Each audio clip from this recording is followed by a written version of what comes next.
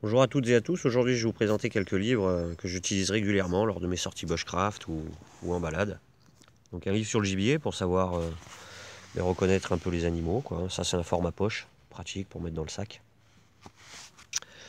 Le guide de la chaux, donc 1500 espèces d'arbres. Un gros pavé que je laisse plutôt à la maison, mais c'est une référence. Voilà. Vous aurez aussi des arbres de jardin dedans, des cultivars, mais ça peut être intéressant. Un livre sur les traces d'animaux, donc celui-là il n'est pas très épais, soit je l'emmène, ça se voit d'ailleurs, il est allumé. Donc ça c'est sympa pour le matin, savoir ce qui est passé près du camp ou quoi. Un livre sur le glanage, donc le glanage c'est le ramassage des fruits, entre autres. Savoir ceux qui sont toxiques, quand les ramasser, savoir de quoi on parle surtout. Pas faire n'importe quoi. Un livre sur les arbres et les arbustes, donc là c'est une édition du Parc des Écrins, c'est édité par les Écrins. Donc très complet, très bien. J'ai le même pour les fleurs, les insectes. Mais bon, je mange pas de fleurs. Des insectes à la limite. Livre sur les champignons de Provence. Donc ça pareil, très important à avoir parce que avant de se lancer à manger n'importe quoi. Celui-là c'est la référence. Voilà pour le sud. Très épais. Un livre sur la fabrication des arcs indiens par Jim Hamn. Donc ça c'est un livre, je ne sais pas s'il se trouve encore. Il a une quinzaine d'années. Donc très utile pour fabriquer un arc primitif avec très peu d'outils. Un livre sur la trappe, donc peut-être certains d'entre vous connaissent. Le guide du trappeur de Paul Provinchet. Et c'est l'édition de l'Homme. Celui-là a plus de 15 ans.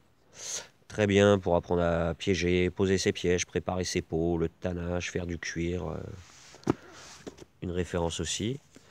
Un autre livre, Cultiver les plantes sauvages et comestibles, ce qui peut être pas mal quand on veut faire des recettes et qu'on n'a pas forcément des grosses quantités. Là, avec ce genre de livre, on pourra les reconnaître et les planter dans le jardin, en avoir à proximité. Un livre sur le fumage du poisson et du gibier, bien entendu, de Jean Page. C'est un livre qui vient du Québec. Très bon livre, qui m'a permis de fumer mes premiers poissons. Brochet, cendre, etc. Un livre sur le travail du bois vert, ou Greenwood Working aussi, par Bernard Bertrand aux éditions de Terran. Le bois, l'outil, le geste.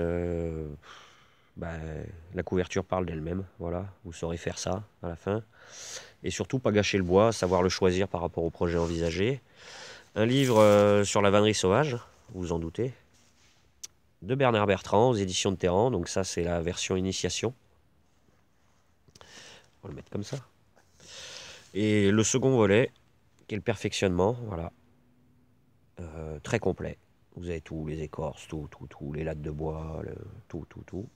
Et vous l'avez en deux versions, avec ou sans DVD. Moi j'ai pris les DVD parce que voir le petit tour d'humain du professionnel, ça fait vraiment évoluer. C'est ce qui m'a permis d'être artisan aujourd'hui. Voilà. Donc j'espère que ça vous sera utile et je vous dis à bientôt.